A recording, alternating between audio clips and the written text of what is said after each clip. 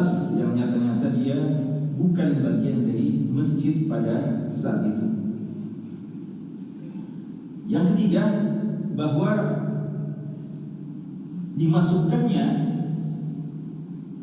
rumah Aisyah radhiyallahu anha menjadi bagian masjid sebagai konsekuensi perluasan pada waktu itu. Ya, tentunya kita sudah bahas yang lalu bagaimana sederhananya masjid Nabi SAW, luasnya juga seadanya ya.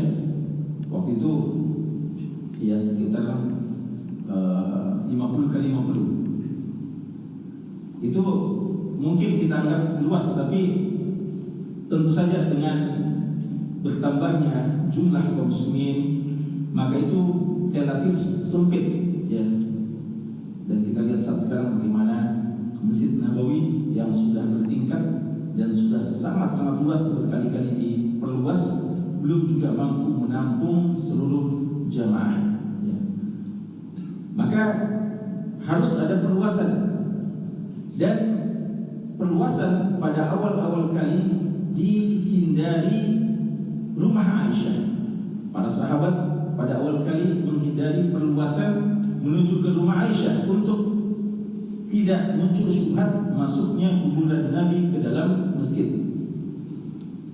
Dan itu dijaga terus sampai pada zaman sahabat ridwanullahi alaihim jami'ah, hingga di akhir abad ke-1, Hijriah, tepatnya di tahun 94 Hijriah, di masa khilafah Walid bin Abdul Malik, barulah perluasan itu masuk ya, atau rumah Aisyah masuk dalam area perluasan. Dan ini tidak diridhoi, tidak disetujui oleh semua tabi'in, bahkan sahabat yang masih hidup waktu itu ya. Karena tahun 94 itu masih ada sebagian sahabat yang hidup. Kita tahu sahabat yang paling terakhir meninggal itu wafat tahun 110 Hijriah. Ini tapi sudah sedikit sahabat. Dan di antara tabi'in yang sangat mengingkari persoalan itu adalah Sa'id bin Musayyib, Sayyidut Tabi'in, menantu dari Abu Hurairah radhiyallahu taala anhu. Beliau sangat mengingkari kejadian itu, sehingga hal ini kita katakan tidak disetujui oleh para sahabat dan tokoh-tokoh tabi'in, utamanya Sa'id bin Musayyib rahimahullah ta'ala. Kemudian yang keempat, bahwa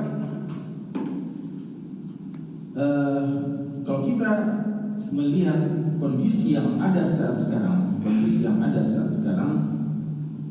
maka pada hakikatnya kuburan itu sudah diupayakan berada di ruangan yang terpisah dari masjid ya,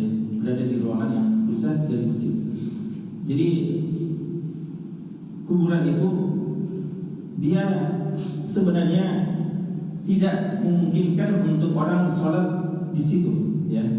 Dan juga ada dijaga ya, kalau orang ada sholat menjurus ke sana, itu sudah ditembok dengan beberapa tembok-tembok yang tidak memungkinkan orang untuk langsung sholat menghadap kuburan.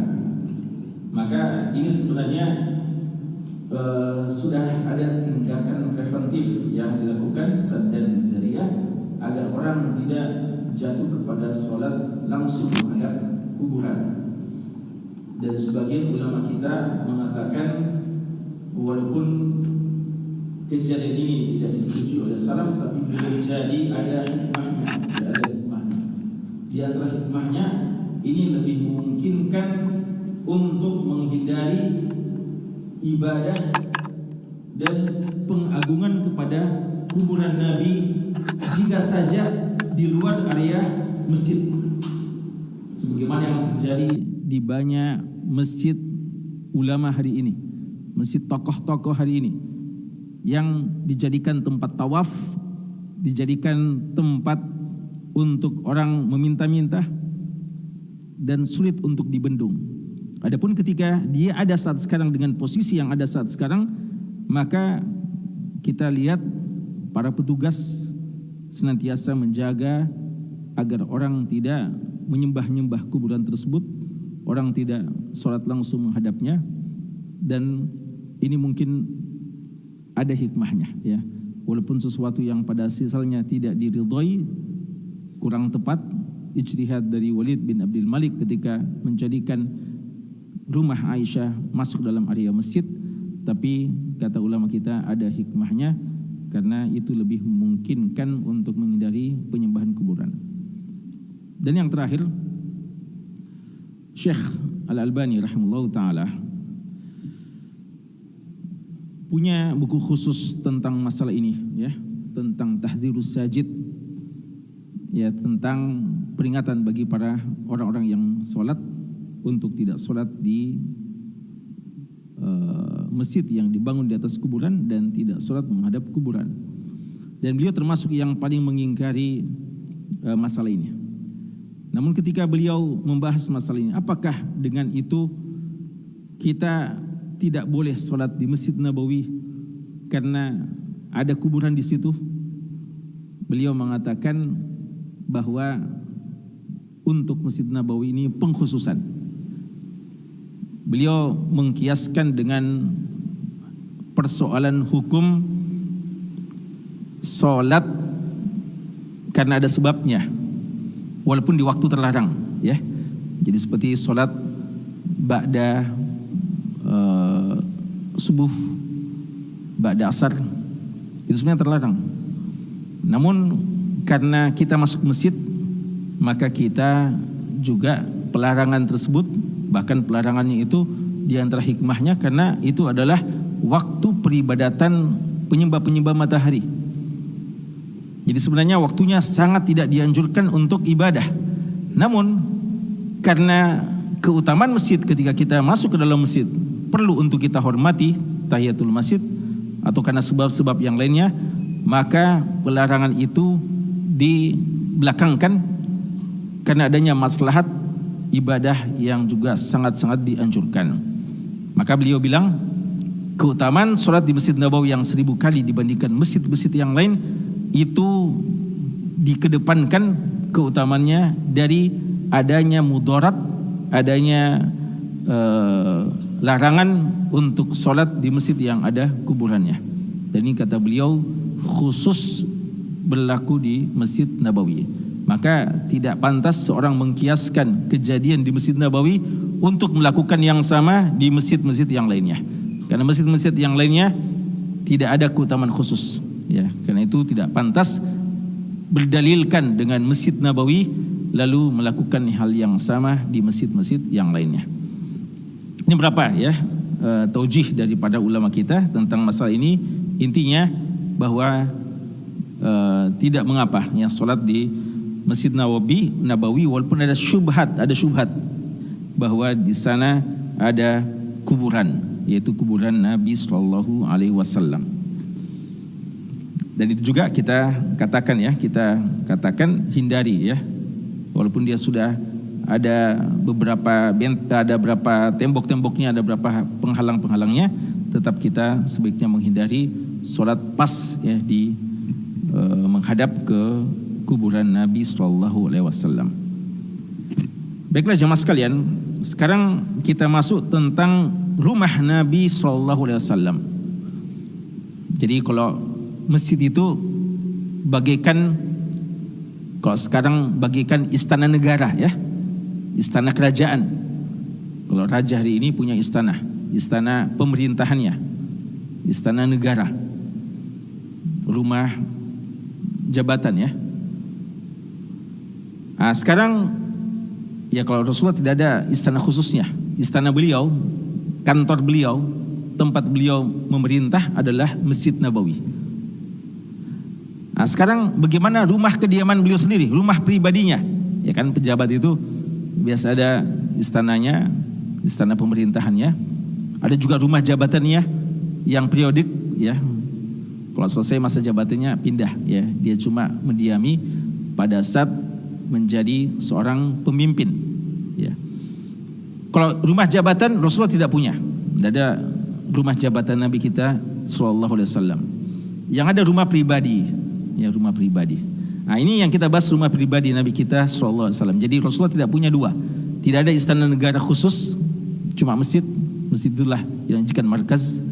Yang kedua, tidak ada rumah jabatan, yang ada rumah pribadi beliau. Nah, sekarang bagaimana rumah pribadi dari Nabi kita sallallahu alaihi wasallam? Kalau saja istana negara beliau berupa masjid, itu sederhana sebagaimana yang kita bicarakan pada pertemuan kita yang lalu, maka sekarang kita lebih mendekat melihat langsung bagaimana gambaran rumah-rumah pribadi dari Nabi sallallahu alaihi wasallam. Ya, kelebihannya Rasulullah punya banyak rumah. Buyut itu rumah-rumah. Tapi rumah Rasulullah bukan karena beliau suka banyak rumah, tapi memang konsekuensi banyak istri, ya. Beliau punya istri 9 yang hidup bersama beliau, ya. Sampai beliau wafat, ya. Beliau punya istri 11, ya, tapi yang hidup bersama beliau sampai beliau wafat adalah 9, ya. Dan sunnahnya masing-masing punya rumah, ya, masing-masing punya rumah. Nah, gimana gambaran rumah dari Nabi kita sallallahu alaihi wasallam? Ya, fadhal.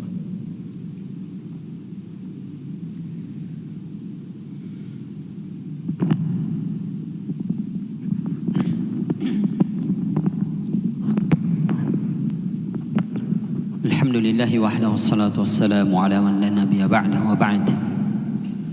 كتاب نفحة عبير من سيرة البشير النذير صلى الله عليه وسلم لفضيلة الشيخ دكتور يحيى بن إبراهيم آل يحيى حفظه الله تعالى قال: بيوت النبي صلى الله عليه وسلم. كانت بيوت النبي صلى الله عليه وسلم 9 من جريد مطين وسقفها جريد، وكانت حجره صلى الله عليه وسلم أكسية من شعر مربوطة في خشب عرعر. وفي تاريخ البخاري أن بابه صلى الله عليه وسلم حلق له.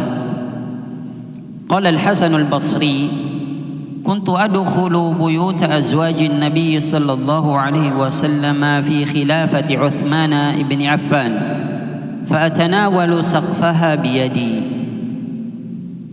وعن داود بن قيس قال: رأيت الحجرات من جريد النخل مغشاة من خارج بمصوح الشعر، وأظن عرض البيت من باب الحجرة إلى باب البيت نحو من 6 أو 7 أذرع، من 6 أو 7 أذرع.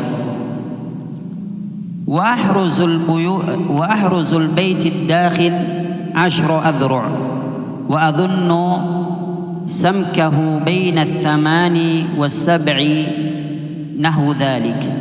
ووقفت عند باب عائشة فإذا هو مستقبل المغرب. وأما الأثاث فهو قطيفة ولحاف ووسادة حشوها ليف وسرير مرمول وجلود معلقة وقربة وقربة وصحفة صغيرة وصحفة كبيرة للأضياف وإناء للشرب وركوة للغسل. Ya. Jemaah sekalian, pertama Syekh mengatakan bahwa rumah Nabi SAW itu ada 9. Ada 9. Dan semuanya terbuat dari pelepah kurma yang dicampur dengan tanah liat, dan atapnya juga dari pelepah kurma. Dan adalah kamar-kamar Nabi SAW itu kain yang juga asalnya dari bulu-bulu, ya, hewan yang diikat di pohon kayu ar-ar. Ini jenis nama pohon, ya. Dan dalam kitab Bukhari, Tarikh Bukhari, ya, Imam Bukhari punya kitab Tarikh Kabir, disebutkan bahwa pintu Nabi SAW itu dibuka dengan kuku, ya. Artinya tidak ada daun pintunya. Jadi kalau kita mau buka, dikutuk-kutuk saja, kayak didorong saya dengan kuku, sudah terbuka, ya. Tidak ada gagang pintunya, tidak ada daun pintunya. Jadi sangat sederhana, ya. Hasan Al-Basri rahimallahu taala mengatakan, Hasan Al-Basri ini tabi'in, bukan sahabat, tapi beliau memiliki akses untuk bisa masuk karena ibu beliau salah seorang pelayan, ya, dari sebagian istri Nabi SAW. Beliau bilang, saya pernah masuk ke rumah dari istri-istri Nabi SAW. Ini tentu saya setelah wafatnya Nabi kita SAW di zaman Khilafah Utsman bin Affan. Dan saya bisa meraih, ya, memegang atap beliau, atap rumah dengan tangan saya. Jadi atapnya tidak terlalu tinggi, ya. Ini kan kalau kita tidak bisa, ya, kalau kita tidak bisa kena. Jadi bisa kira-kirakan, ya, bahwa atap beliau tidak tinggi. Daud bin Qais rahimallah, Daud bin Qais ini salah seorang tabi'in atau min atba'it tabi'in, ya, salah seorang gurunya dari Imam Malik, ya. Imam Malik juga banyak belajar dari beliau. Beliau wafat tahun 140 Hijriah. Beliau bilang, saya melihat kamar-kamar dari Nabi SAW, kamar sekaligus rumah, ya, itu terbuat dari pelepah kurma yang ditutup dari luar dengan bulu-bulu, ya, hewan. Dan saya perkirakan luasnya itu atau lebarnya, ya, saya perkirakan lebar dari rumah itu dari pintu kamarnya sampai pintu utamanya sekitar 6 atau 7 hasta. Jadi kira-kiranya sekitar 3 meteran, ya. Dan di rumah bagian dalamnya sekitar 10 hasta, 5 meteran. Dan saya menduga, memperkirakan bahwa atapnya antara 8 dan 7 hasta. Jadi mungkin 3 meter, ya. Samkah itu juga bernama saqf.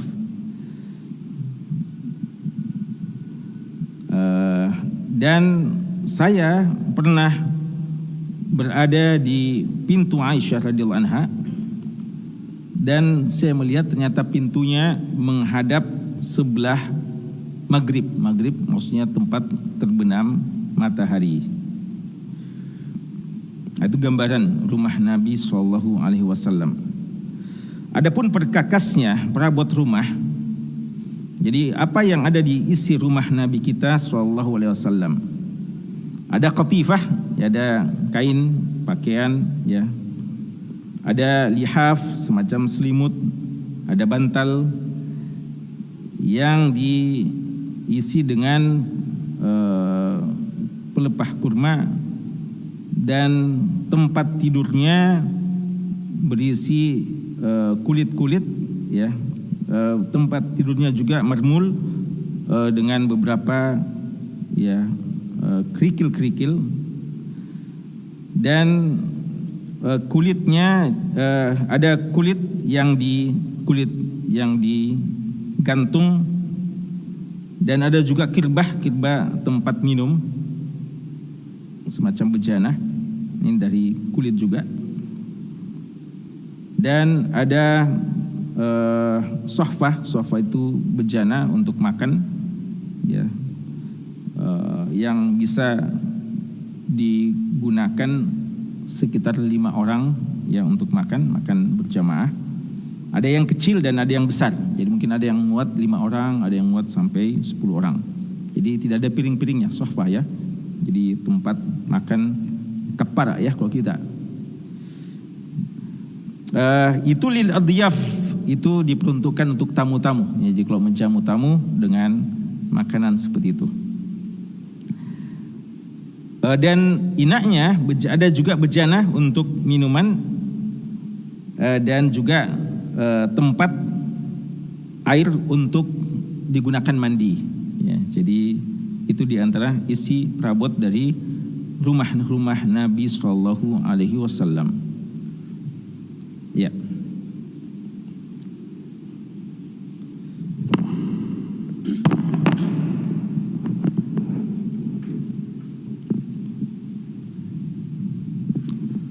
وأما الأثاث فهو قطيفة ولحاف وبسادة حشوها ليف وسرير مرمول وجلود معلقة وقربة وصحفة صغيرة وصحفة كبيرة للأضياف وإناء للشرب وركوة للغسل.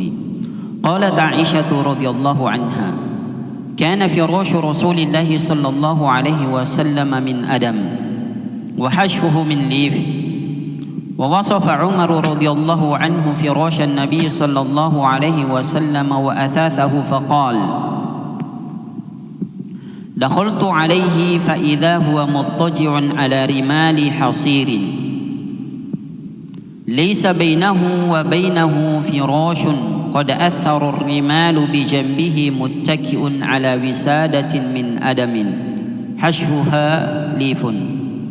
فسلمت البياض ثم رفعت بصري في بيته فوالله ما رأيت فيه شيئا يرد البصر غير أهبة ثلاثة. فقلت: ادع الله فليوسع على أمتك فإن فارس والروم وسع عليهم وعطوا الدنيا وهم لا يعبدون الله. وكان متكئا فقال: أو في شك أنت يا ابن الخطاب؟ أولئك قوم عجلت لهم طيباتهم في الحياة الدنيا. فقلت: يا رسول الله استغفر لي البياض. كان بيت النبوة يمثل السهولة في جمالها وعلوها والزهد في قمته والاكتفاء بالقليل وعدم التكلف مع القدرة والإمكان على الدنيا لو أرادها صلى الله عليه وسلم. Aisyah radhiyallahu anha berkata, adalah tempat tidur Nabi sallallahu alaihi wasallam itu dari Adam, ya, dari tanah liat, dan berisikan lif, ya, serat-serat dari kurma. Jadi diisi, ya, dengan serat-serat kurma. Ya, kalau kita kan kapok, ya, atau sekarang lebih yang bisa untuk lebih lembut, ya. Umar bin Khattab radhiyallahu anhu menyifatkan tempat tidur Nabi SAW dan perabotnya, dan ini ketika Nabi kita SAW meninggalkan istrinya dalam 1 bulan, ya, karena memberikan pelajaran, ya, kepada istrinya dalam kisah yang terkenal, ya, yang disebutkan dalam surat Tahrim. Umar bin Khattab menemui Nabi SAW dan mengatakan, saya masuk menghadap Nabi SAW, dan waktu itu beliau sedang tidur terlentang di atas kerikil dan tikar.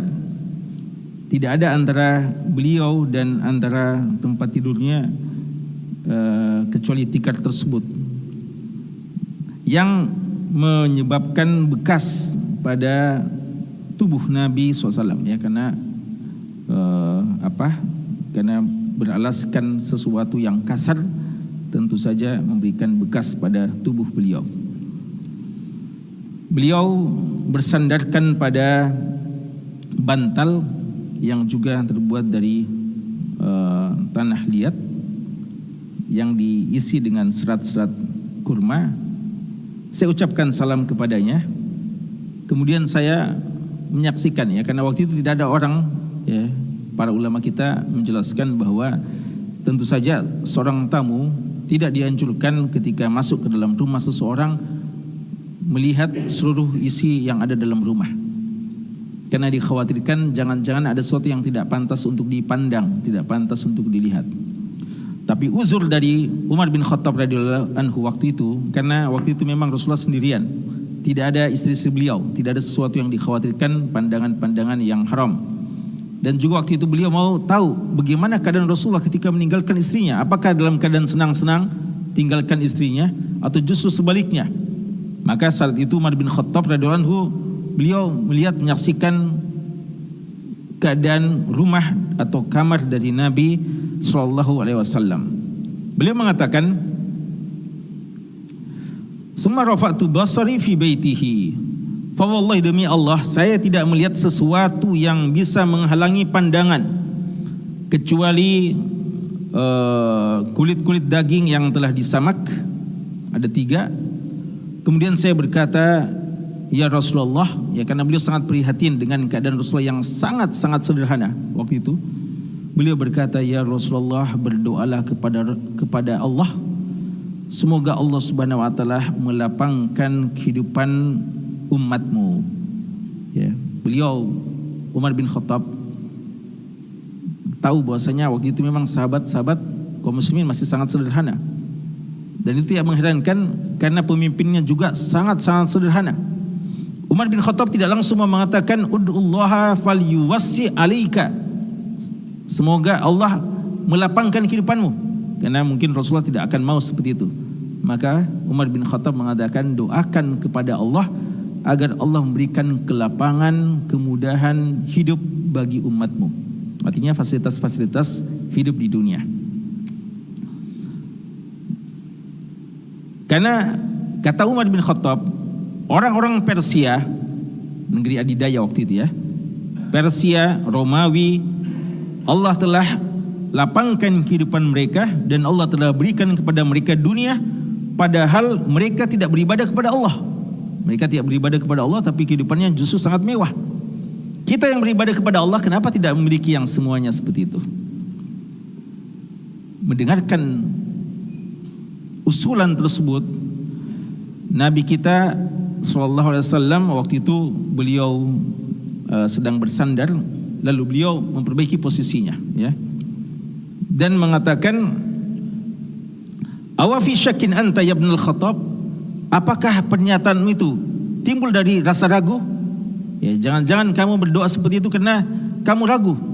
Artinya, kalau saja memang kita di atas kebenaran, kenapa bukan kita yang memiliki dunia ini? Kenapa justru orang yang syirik, orang yang beribadah kepada selain Allah, justru mereka memiliki kemewahan dunia, fasilitas duniawi? Padahal kita memiliki Allah. Mereka bukan beribadah kepada Allah, menyembah selain Allah, minta kepada api.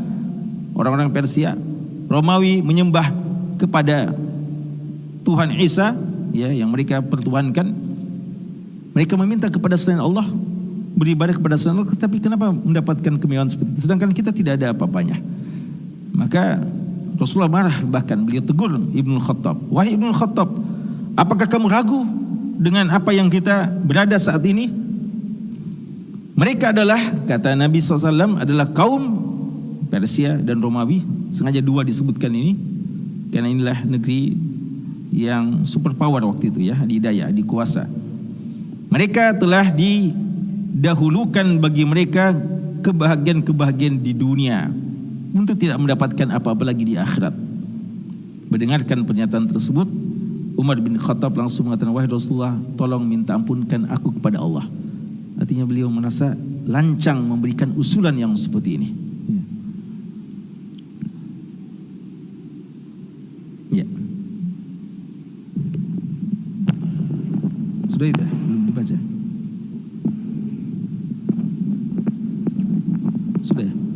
Sudah dibaca dulu. Tasif Ummul Mukminin. Wa kana baitul nubuwah.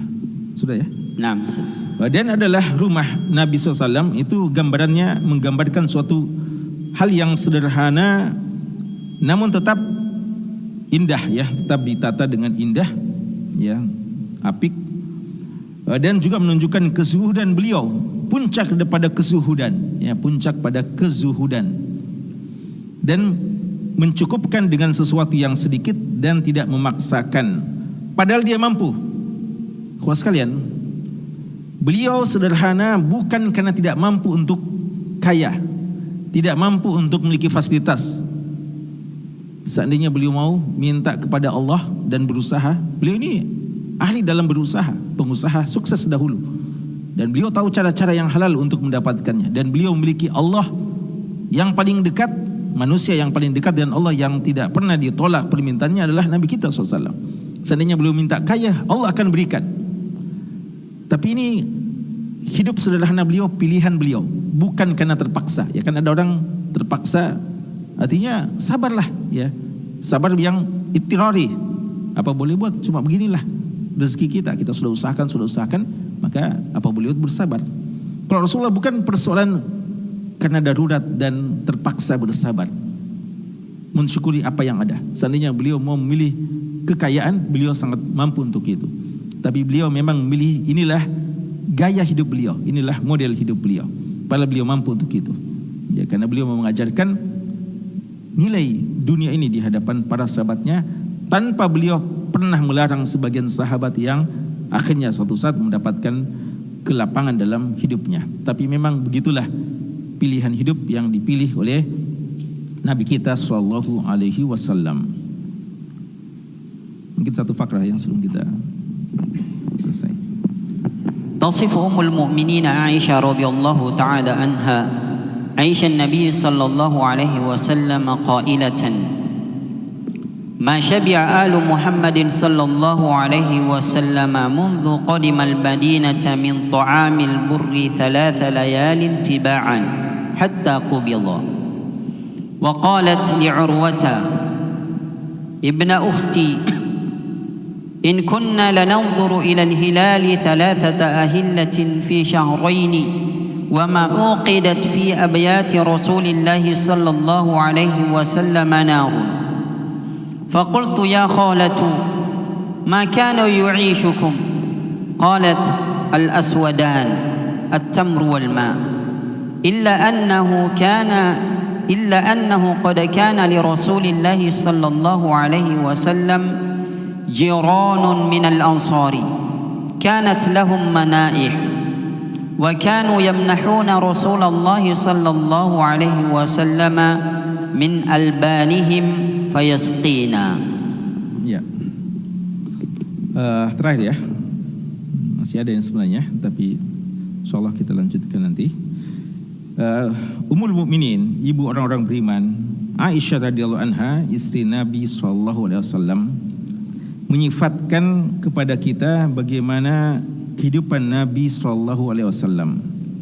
Beliau mengatakan, keluarga Nabi Muhammad sallallahu alaihi wasallam tidak pernah kenyang sejak berada di Madinah.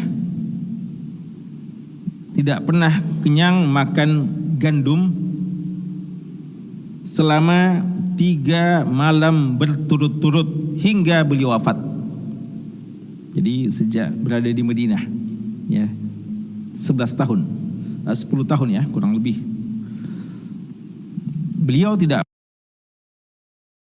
pernah kenyang selama 3 malam atau 3 hari berturut-turut. Maka seperti yang pernah kita bahas pada pembahasan Syama'il, kalau ada beberapa riwayat bahwasanya beliau pernah kenyang, pernah diajak makan oleh sahabatnya yang mungkin 1 hari. Aisyah mengatakan tidak pernah kenyang selama 3 hari berturut-turut. Ya, kita mungkin tiap hari bisa kenyang, alhamdulillah. Ya, beliau tidak mendapatkan gandum yang bisa dimasak di rumah-rumah Rasulullah SAW. Aisyah tidak mengatakan di rumahku, karena Aisyah tahu ini bukan cuma di rumah beliau, tapi semuanya, ya. Maka aman ya. Artinya tidak ada istri-istri beliau yang merasa jangan-jangan kita dizalimi, ya. Aisyah bagus-bagus, kita tidak, ya. Aisyah mengatakan ini semua rata di rumah istri-istri Nabi sallallahu alaihi wasallam. Kadang lewat berapa bulan, 2 bulan atau kadang sampai bulan ketiga tidak sesuatu yang bisa dimasak di rumah Nabi SAW. Tidak ada sesuatu yang bisa dimasak dengan api, ya. Tidak ada yang dari daging-daging dan yang lainnya. memprihatinkan ya. Biasanya kalau kita ya ini mungkin karena tidak ya kalau bagi pegawai tidak turun kafalah, tidak turun gajinya selama 3 bulan berturut-turut bulan ya. Atau bagi pengusaha mungkin tidak ada keuntungannya selama 2 bulan atau 3 bulan. Maka Urwah bertanya, "Ya khalah, wahai bibiku, kalau gitu apa yang bisa kalian makan? Kenapa kalian masih bisa hidup? Padahal tidak ada sesuatu yang bisa kalian masak, tidak ada yang bisa kalian nyalakan ya tungku kalian." Aisyah radhiyallahu anha mengatakan, kami bisa bertahan hidup disebabkan 2 saja. Al-aswadan. Apa itu aswadan? Tamar wal ma, kurma dan air putih. Ya, kurma dan air putih. Kurma itu ya karena ya ada pohon kurma di sana. Dan air putih. Ini saja yang dikonsumsi, kadang selama 2 bulan atau sampai bulan ketiga. Kecuali juga kadang ya Nabi kita SAW memiliki beberapa tetangga-tetangga dari kalangan Ansor yang memiliki manaih. Manaih itu hewan-hewan kambing dan semacamnya yang kadang dipinjamkan ke orang lain untuk diperah susunya. Silakan dimanfaatkan.